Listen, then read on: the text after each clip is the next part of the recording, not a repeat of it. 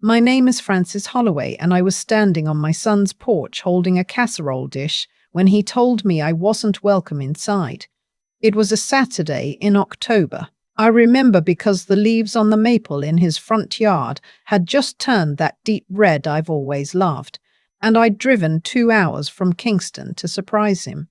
I had his favorite, chicken and rice, the same dish I'd made every Sunday for 23 years. It was still warm. I could feel the heat through the oven mitts. He opened the door and I smiled, and then his wife appeared behind him, and neither of them smiled back.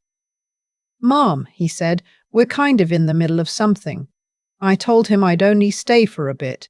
I held up the dish. He looked at it, then looked back at me and said, "This is actually a family dinner, just our immediate family. It's not really a good time." I didn't understand at first.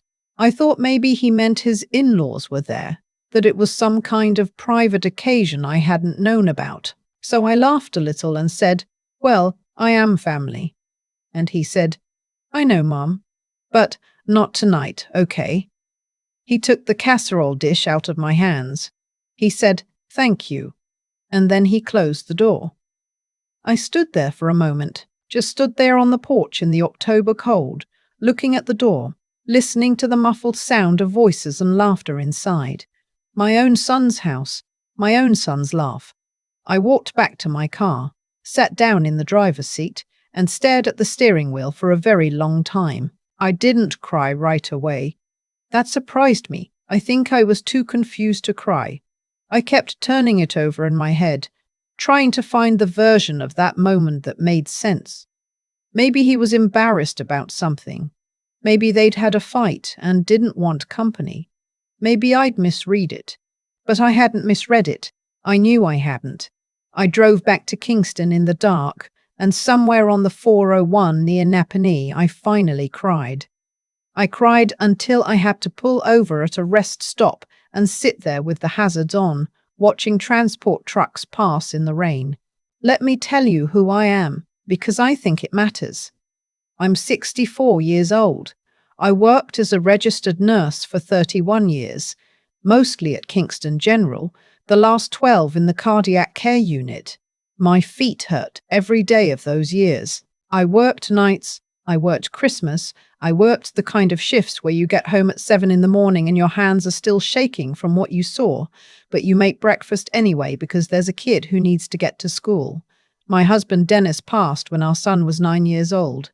Heart attack, quick, no warning. One morning he was there and then he wasn't. I was 33. I had a mortgage, a 9-year-old, and about $4,000 in savings. I won't say I handled it gracefully.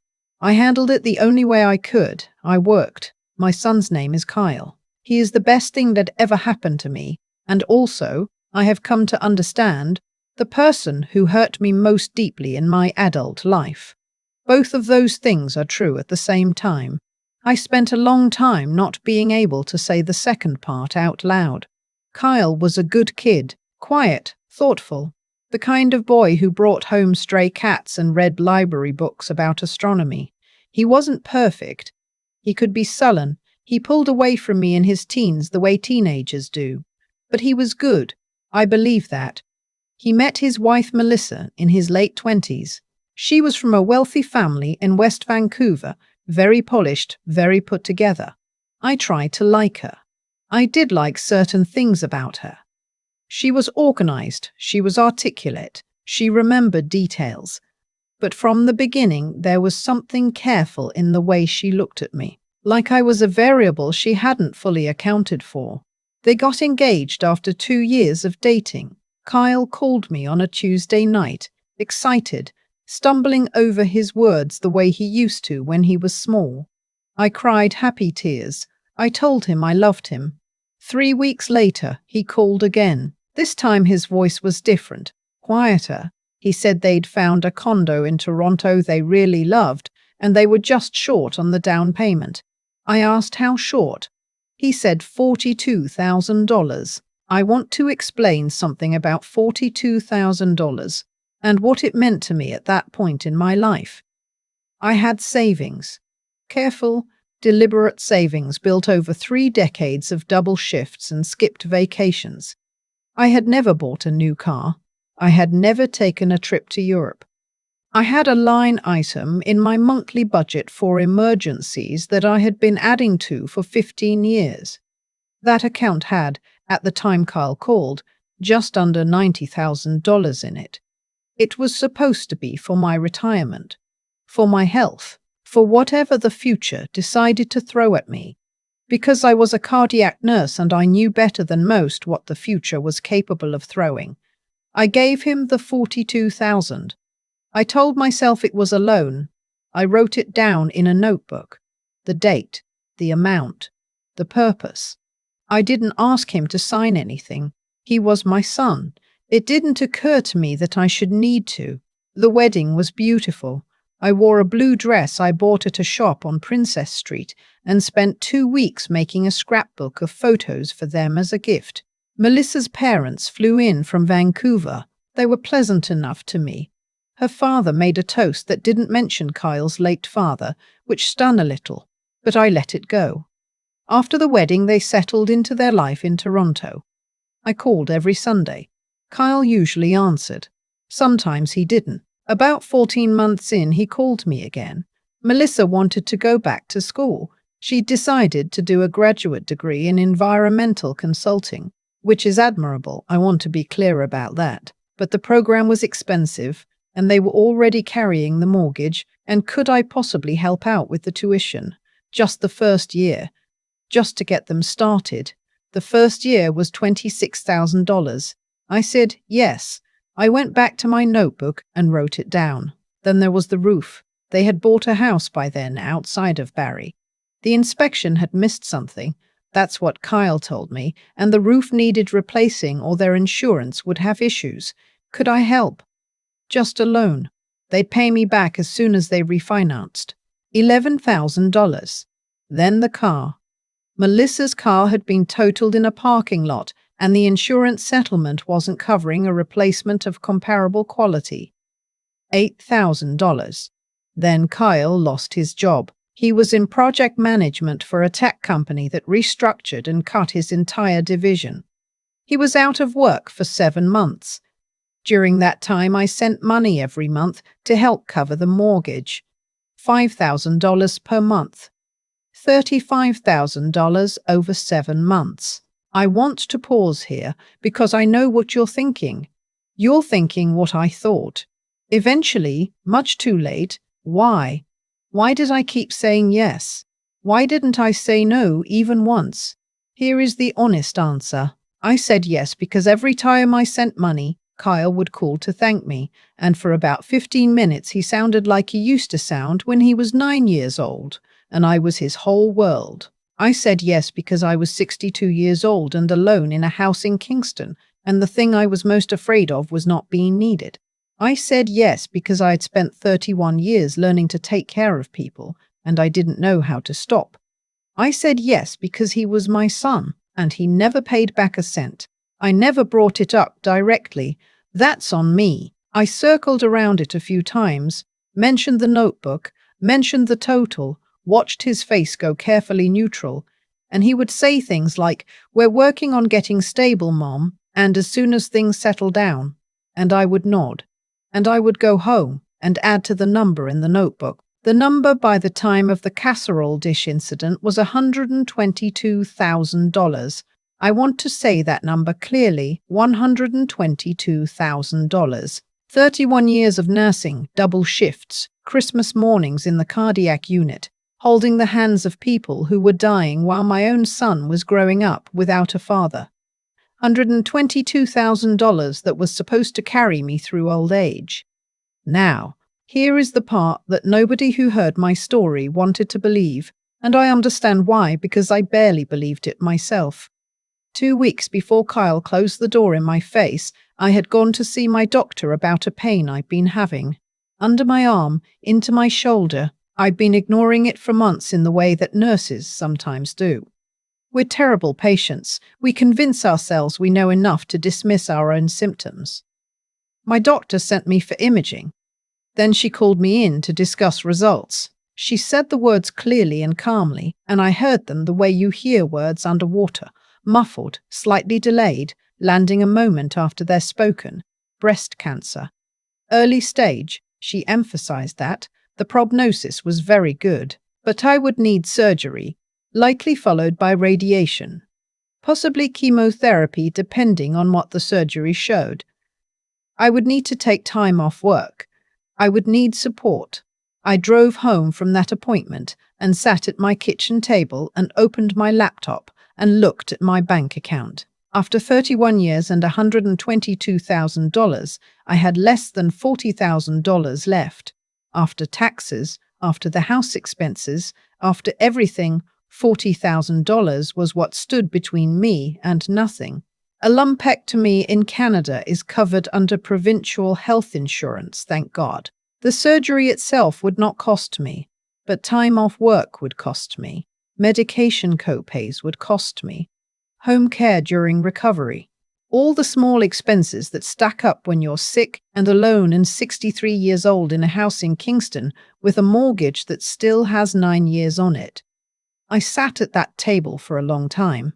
And then I thought about the October Saturday 2 weeks earlier, when I had stood on Kyle's porch and he had taken the casserole dish out of my hands and closed the door. Not family. I had a surgery date. I had a diagnosis. I had a notebook with $122,000 written in it in my own handwriting. I did not call Kyle to tell him about the diagnosis right away.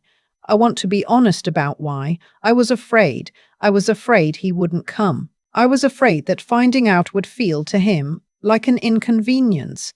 I had spent so many years protecting him from difficulty that I didn't know how to stop, even now, even when I was the one who needed protecting. I called my sister in Halifax instead. She got on a plane 3 days later. My sister is 70 years old, retired, a former high school principal who once made a vice principal cry by looking at him steadily for 45 seconds without saying anything. She sat across from me at my kitchen table, read the notebook cover to cover, and then set it down very carefully and said, "Frances, you know what you have to do." I did know. I'd known for a while. I called Kyle the next morning. He answered on the 4th ring, sounding distracted, like he was in the middle of something. I told him I had some health news and I wanted to tell him in person. He said he was pretty busy that week. Maybe we could talk on the phone. My sister was sitting across from me. She raised one eyebrow. I told Kyle over the phone. I said I had been diagnosed with breast cancer. I said the prognosis was good, but I'd need surgery and recovery time. I said I was calling because I needed his help, and specifically because I needed to discuss the money I had loaned him over the years, because I was going to need it back. There was a very long pause. He said, "Mom, we're in a really tight spot right now financially." I said, "I know, so am I." Another pause. He said, "I'm sorry you're dealing with this. I really am, but we can't do anything right now. Maybe in the spring." I said, "Kyle, I gave you $122,000. He said, "You always said it was a gift." I had never said that. Not once. It was in the notebook, and in my heart, and in every conversation we'd had. I had called it a loan every single time. "It was a loan," I said. "I have written it down." He said Melissa was calling him. He said he'd call me back. He didn't call me back. That night I opened my laptop and I cancelled the automatic transfer I had set up to help with their mortgage. It was $300 a month. A small thing, but I cancelled it, and then I sat there looking at the screen and something shifted in my chest. Not grief exactly, more like the sensation of setting down a bag you've been carrying so long you forgot you were carrying it. I did not call Kyle to tell him I'd cancelled it. He called me 11 days later. Not to ask about the surgery, not to ask how I was feeling. He called to ask why the transfer hadn't come through because they'd counted on it for their utilities. I told him I'd cancelled it. He was quiet. He said, "Mom." I said, "I need to take care of myself right now. That's what I'm doing." He said it wasn't a good time for them, that he wished I'd told him first, that this put them in a difficult position. I listened to all of that. I let him finish. And then I said, very calmly, my sister was at the table again. She'd been staying with me that week to help me prepare for surgery. I said, Kyle, I came to your house in October with a chicken casserole. You took it from my hands and told me I wasn't family. I would like you to think about that before you talk to me about difficult positions. He hung up. I had my surgery 4 weeks later. My sister stayed with me for the recovery. My friend Wendy from the hospital, retired now like me, came every other day to sit with me and watch old films and make soup. My neighbor brought bread. My doctor checked in by phone every few days. Kyle did not come. He sent a text message the day of the surgery. It said, "Hope everything goes well. Thinking of you." That was the whole message. I read it once. I put my phone face down on the hospital tray table. I looked at the ceiling for a while, and then Wendy arrived with a bag of mandarins and a DVD of a film we both loved in the 80s, and she held my hand until I fell asleep. The pathology came back good. Clear margins, no lymph node involvement. I would need radiation, 20 sessions over 4 weeks, but no chemotherapy. My doctor used the word excellent when she described the prognosis. I cried when she told me.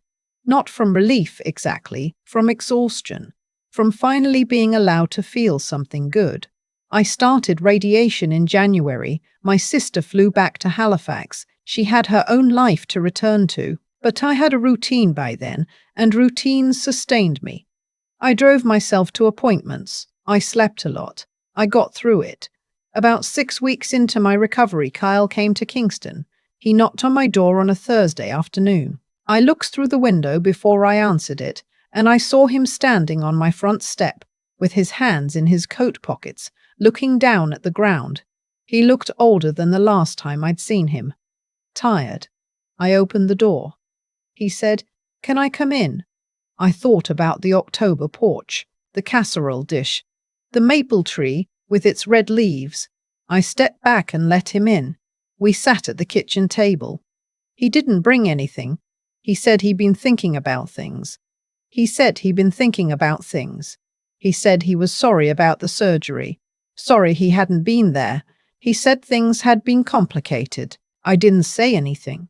I have learned, late in life, that silence is the most powerful response to certain kinds of speech. He said Melissa had been going through some things. He said it was hard to explain. He said he knew he hadn't been the son he should have been, and that he wanted to make things right. I asked him what making things right looked like to him. He said he didn't know yet.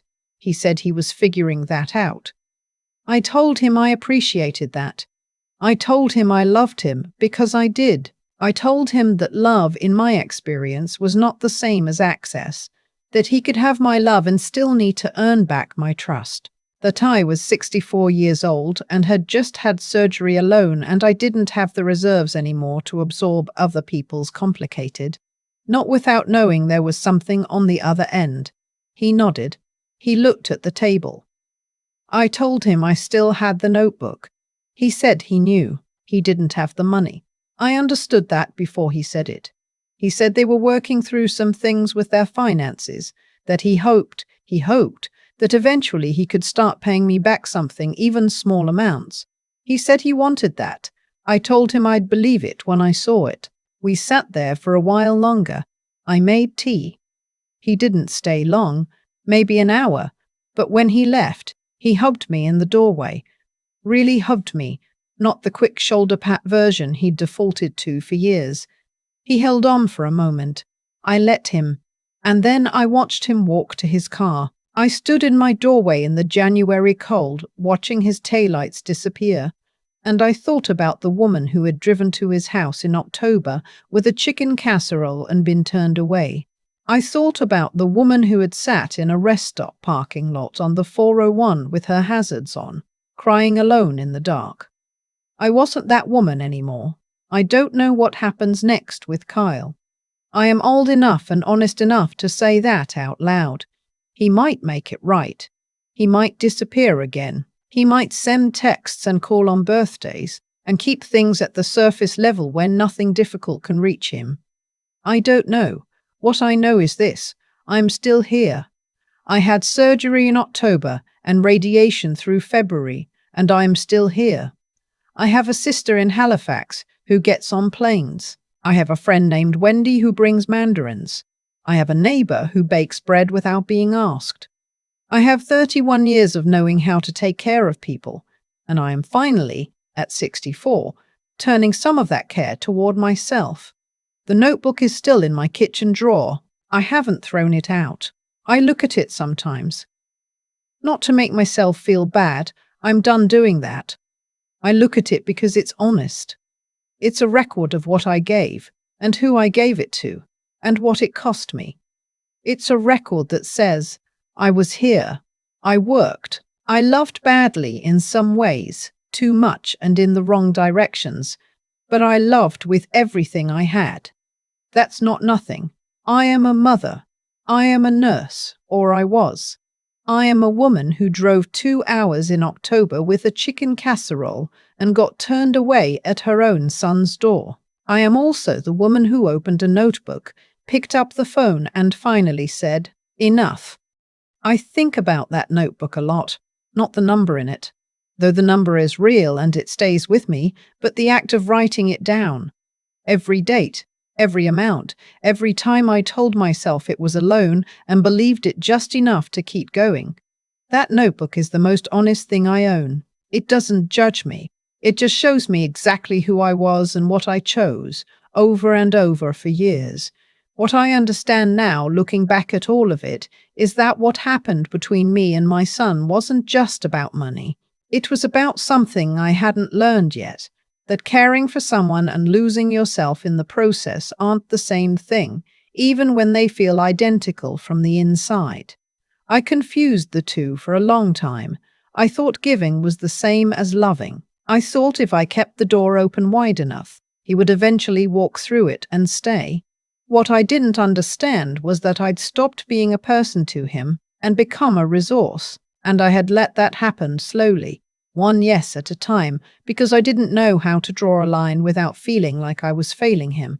There's a kind of wisdom that only comes from being on the other side of something. I couldn't have told you at 62 what I know now at 64. I had to live through the porch in October. I had to sit alone in that hospital and look at the ceiling. I had to feel what it costs, financially, physically, in every way a person can be depleted, to give without discernment.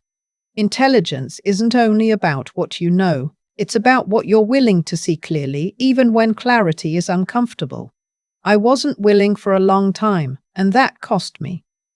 But here is what I also know. The moment I cancelled that transfer, something changed in me that I don't think can be undone, not out of anger. I want to be clear about that. It wasn't spite. It was the first genuinely clear-headed decision I had made in years. It came from a place that felt surprisingly like self-respect, like I had finally remembered that the same care I'd given to 31 years of patience, the same steadiness I brought to other people's worst moments, was something I was also allowed to direct toward myself. That's not a small thing to figure out at 64, but I don't think it's ever too late to figure it out. My sister flew across the country. Wendy showed up with mandarins. My neighbor brought bread without being asked. None of those people owed me anything. They came because of who I am to them, not because of what I could give them. That's the difference I couldn't see before. Real connection doesn't keep a running tab. I still have the notebook. I haven't decided what to do about the money, whether to pursue it formally, whether to let it go, whether there's something in between. I'm sitting with that, but I'm not sitting alone anymore. And that, more than anything, is what I want people to take from this story. You are allowed to stop. You are allowed to stop. 6. This is enough to close the account, to put down the casserole dish, and walk back to your own car and start again. It doesn't make you a bad mother. It makes you a person who finally understood that your life has worth, not because of what you provide, but because of who you are. I am Francis Holloway. I'm 64 years old. I am 64 years old. I am still here.